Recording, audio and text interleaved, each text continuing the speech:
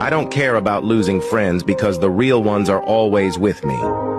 The ones who truly matter stick around, no matter the distance, no matter the time. They're the ones who see me for who I am, flaws and all, and choose to stay. Losing others? That's just life making room for the genuine souls who have my back through thick and thin. It's easy to get caught up in the fear of being alone, but I've learned that quality over quantity is what counts.